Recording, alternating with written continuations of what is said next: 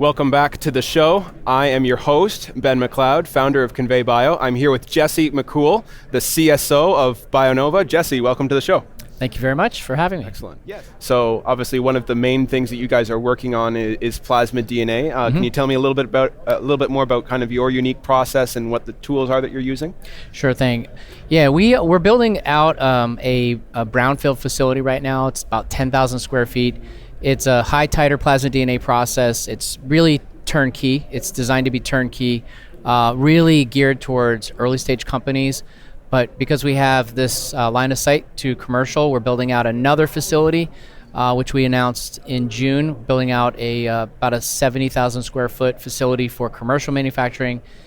We have the ability to support customers all the way from preclinical stages to commercial.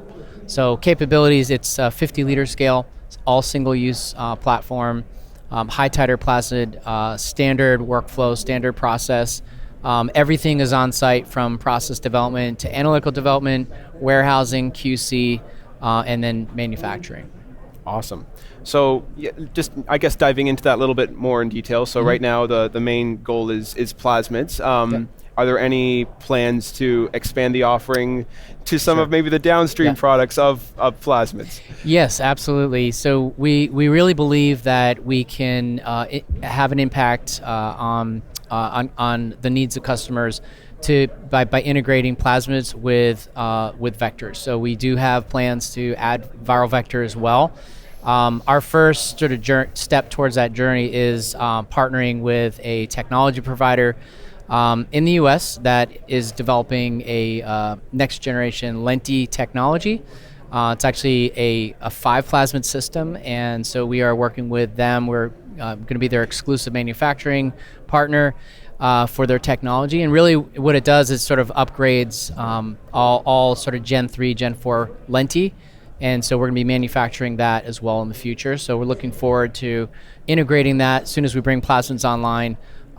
We've done a lot of work on our clean room design, really designed it to be purpose-built so that we can do multi-modality. We have a flexible operation in terms of the clean room design. And so that's our current building, and then our next building will be equally as flexible. Excellent. Wow, a 5 plasmid lenti. Yes. That's cool. More plasmids. More plasmids. So I don't know how much you can say about that, but yeah, I'm going to have to look into that a little bit more. Yep. It seems interesting. Well, the technology works with producer cell lines as well. So think about it as just an additional plasmid that really increases the infectivity of the lenti. So it creates a higher value particle and allows you to reduce your costs. As a CAR-T drug developer, you can reduce your vector costs significantly. Interesting, very interesting. So I guess for right now, you're starting with research use only grade, but then a plan to also have GMP available. GMP lead times are pretty long, so this is probably something that's going to be exciting to a lot of people in the industry to really get this a bit closer to not real time, but within a reasonable amount of time. So when will that capacity be coming online? Yeah, so the research use only is now. So we're making research use only plasmid today at typically 10 milligram batch sizes. The GMP grade is coming online later in the spring. So we're just in the final stages of there's a little bit of construction left, and then we go into EMPQ, and then we're ready to go. So sometime in late March, we're going to be making some announcements to let everybody know where we are with that. Again, we do have our headquarters being in Fremont, 10-year-old operation. We have a very mature quality system, so we're just tethered to that quality system. And so we've had to update the quality system just a little bit to accommodate the Houston's facility. But we're very ready to go and excited to make that announcement. Excellent. So we started off this ATW week with a great panel with investors looking at kind of the growth of the space, around 25% CAGR. It's pretty exciting. So I guess in terms of the field growing significantly, what would be Bionova's long-term plan to service the industry?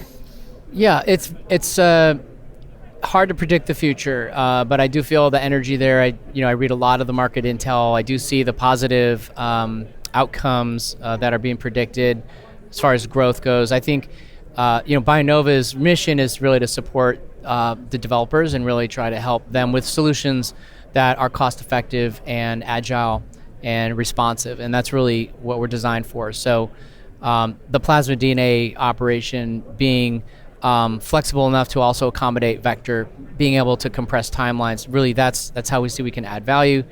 I think the main thing that drives plasmid DNA is going to be the AAV and the CAR T markets.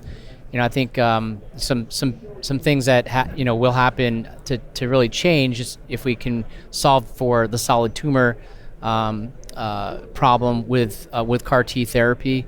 I think we're going to see a massive shortage in manufacturing capacity to support all the supply chain components for that. And I think we're on the edge of that and seeing some successes on the solid tumor side. So there's a lot of manufacturing challenges to solve constantly, because this industry is constantly innovating, and but we're trying to be as agile as possible so we can be future proof and just continue to be a good partner for the industry. Gotcha.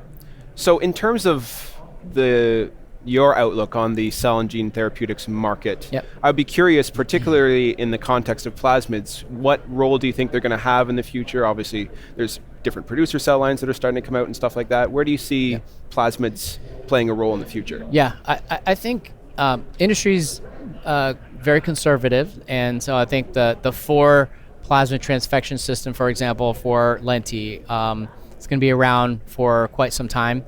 The 3 plasmid system for AAV is going to be around for some time.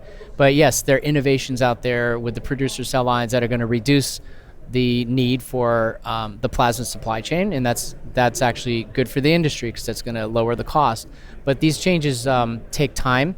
As more progress is made in the clinic and more safety to humans is understood, I think you're going to see more and more ways like that to reduce the cost. And plasmid is a very big part of the cost of goods, and so I think that will continue to be driven down.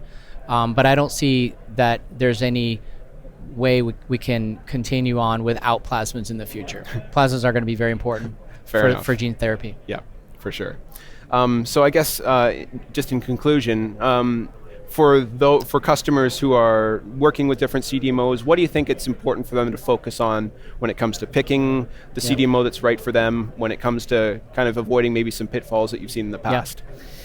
Yeah, I think it's a lot of CDMO selection decisions are made on the basis of relationships. I think relationships are very important.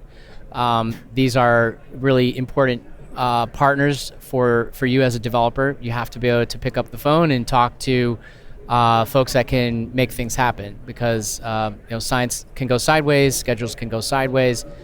So it's about relationship. I think that's a big decision factor. Another is it's quality, and so quality and being able to deliver enough plasmid per batch. So having a high quality, high yielding process is very important. So I think as we kind of emerge into the marketplace, I think we're going to be able to be very competitive on the quality and sort of the consistency and the reliability of our service. Right on. Excellent. Well, this has been great. Thank you so much, Jesse. I guess maybe one other question that's kind of popped into my brain now, since we've got a little bit of time, would be, what do you think the future, in terms of what the industry looks like in 2030 versus right now, what do you think are going to be some key things to look out for? I think we need to see continued success in the clinic for cell and gene therapy to continue to attract investment. Yep. Need to see some great results in the clinic. That is absolutely imperative for sure. We're all hoping this will happen, because these life-saving therapies are incredibly important to families and patients, and it's been proven that they work in numerous cases. So there's some blockbusters coming out now, and I think that's going to continue to drive. I think we just need to see some, a few more clinical successes, and then I think the VC dollars will start to flow again. LPs will replenish that on the back end, and we'll continue to see a good trajectory. Appreciate your insight. Excellent. Well, again, thank you, Jesse, so You're much welcome. for being on. Thank you. Thank you for everyone watching at home. We'll see you later.